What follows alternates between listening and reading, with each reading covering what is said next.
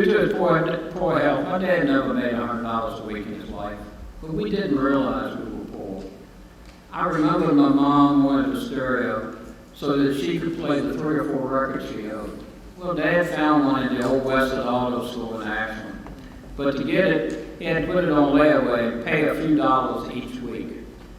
Now, my dad really loved coffee, but when he went to work in Richmond, there was this little dive that he would have a couple of cups of coffee and read the paper each morning before going to work.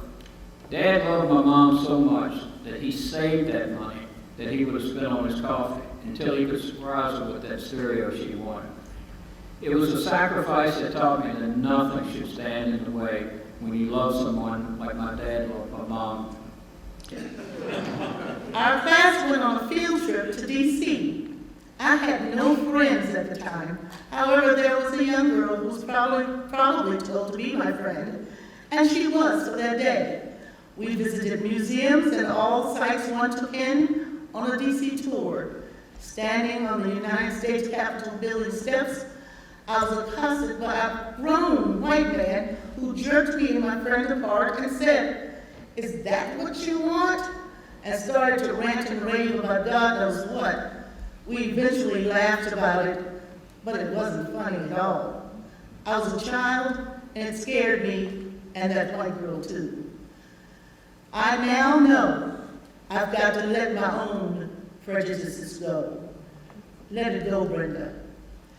In 1966, New Almont School opened, and I started 5th grade there. Not all the windows had been installed in the school by the time that it started, but no matter. By October, the building was finished. That year was known as token integration by some, which was a means by which school segregation could continue while the administration could argue that it was complying with the law, came to Almont. There were 2 black students in my class. I hope their experience was good. It would have been tough for me to integrate John and Candy. I remained all in for full school desegregation. In 7th grade, one of my teachers, Ashley Ricks, ejected the discussion of politics and any other subjects into either our health or science class. The freewheeling give and take was right up my alley. I recall Mr. Ricks asking us once who we favored for president. I think there were 2 votes for Humphrey, around 4 for Nixon, and the rest of the class was for George Wallace. A few reflective moments here, memories. Sneaking out of Duncan Memorial Church with the 25 cents that was supposed to go into offering, and I went to Has and bought myself. Placing pennies on the train track near Renoff-Macon and watch them be flattened when the train goes by. Wearing POW bracelets and peacefully protesting the war in high school. Asking my dad about dating a black boy.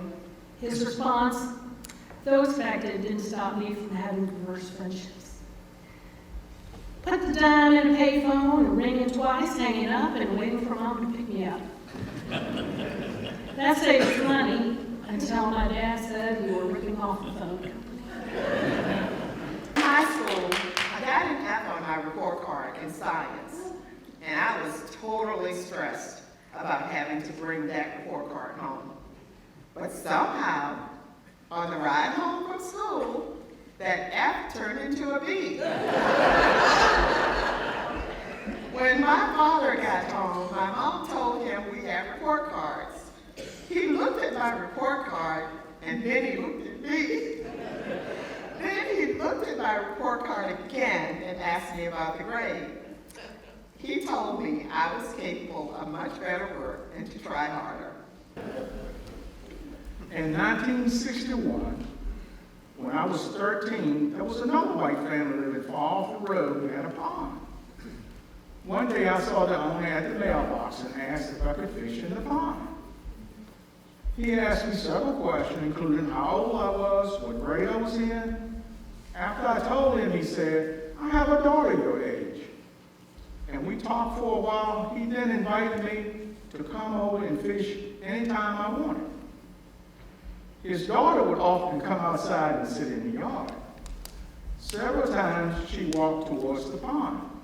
And whenever I saw her, I would quickly get on my bike and leave riding past her in the driveway. End of 2024 was very difficult for my family and me. We lost the last of my grandmother's generation, the last member of my grandmother's generation.